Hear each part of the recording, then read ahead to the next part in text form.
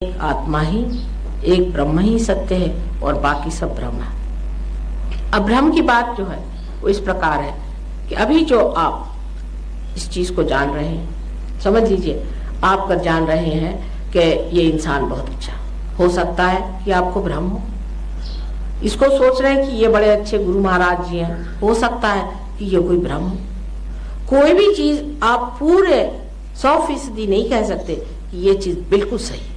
वजह यह है कि अभी तक आपने वो जो एकाकी चीज है, जो एब्सोल्यूट चीज आपकी आत्मा है, उसे नहीं प्राप्त की। क्योंकि जब आप आत्मा को प्राप्त कर लेते हैं तब आप कोई भी चीज को रिलेटिवली यानी इस तरह से नहीं जानते हैं कि इसका ऐसा है तो उसका वैसा है, बट पूरी तरह से आप जानकारी रखते हैं कि यही चीज सही है। लेकिन उसका मार्ग क्या होना चाहिए? हमारे उत्क्रांति में हमने उसका मार्ग कैसे पाया?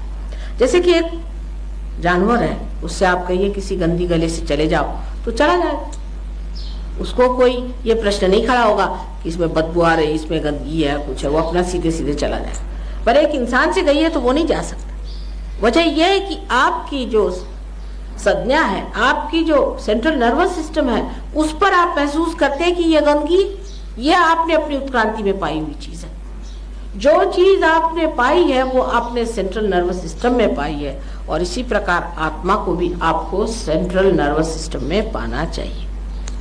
नहीं तो अपने ही को लोग कहे हम बड़े हैं, हमने पा लिया है, हम पहुंचे हुए हैं, हम पार हैं, इस तरह से अपने को ही सर्टिफिकेट कोई दे दे तो वो मानने की बात है। लेकिन जब कोई चीज ऐसी हो जाती तो उसकी शक्तियां भी प्राप्त होनी चाहिए।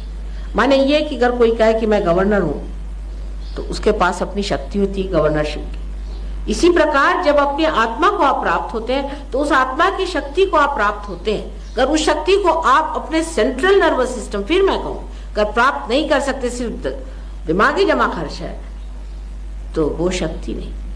माने सबसे पहले आपको सामूहिक चेतना प्राप्त होती है। सामूहिक चेतना, इसे कि कलेक्टिव कॉन्शियसनेस कहते हैं, जिसमें आप दूसरों के चक्रों को जान सकते हैं, अपने भी चक्रों को जान सकते हैं। क्योंकि सबसे पहले तो आप अपने ही को प्राप्त होते हैं, अपनी आत्मा को प्राप्त होते हैं। इसको कहते हैं सेल्फ रियलाइजेशन, माने अपने सेल्फ ही को आप जानते हैं कि आपके अंदर क्या दोष है। दूसरी चीज है आप अपने उंगलियों के इशारों पर जान सकते हैं कि दूसरों में क्या दोष है।